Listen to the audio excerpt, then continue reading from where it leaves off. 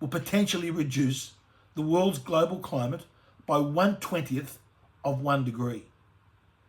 And Lomborg further calculated, he said, even if we assume these promises would be extended for another 70 years, he says, and every single nation fulfills every promise by 2030 and continues faithfully until the end of the century.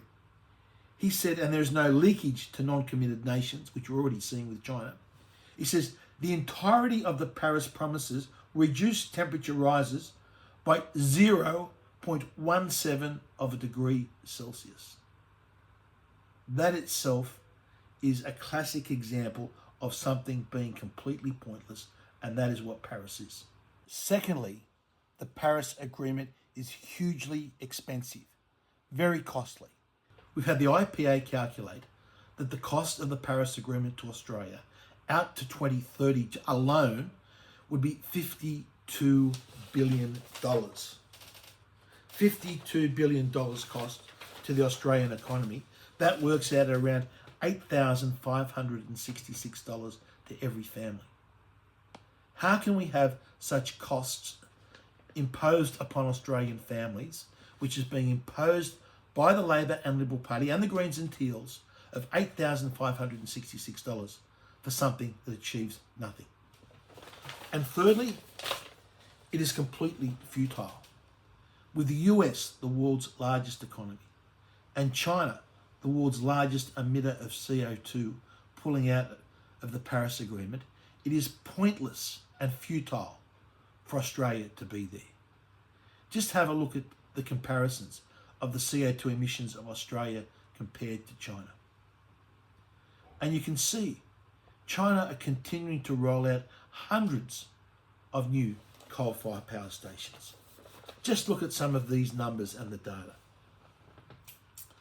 China, since the Paris Agreement was signed in 2015, China have added another 257 gigawatts of coal-fired power.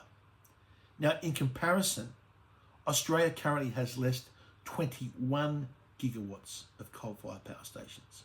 So since everyone signed up to this wonderful Paris Agreement, China has added 12 times what Australia has in coal-fired power stations.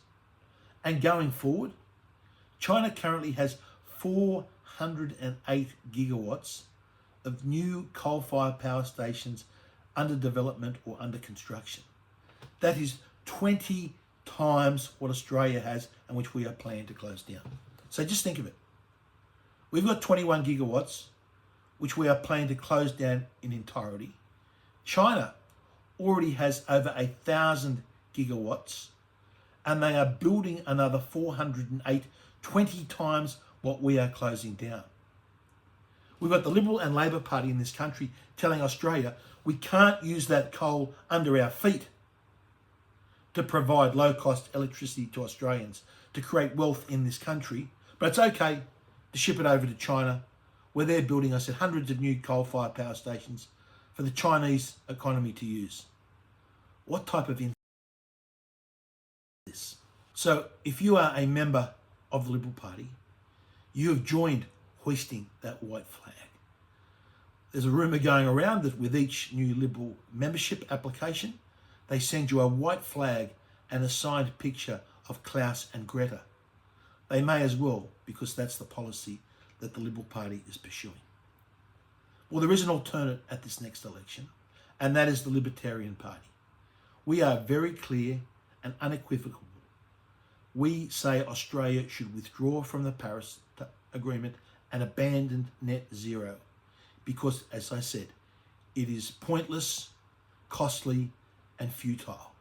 It will damage Australia and simply transfer wealth out of this country to China.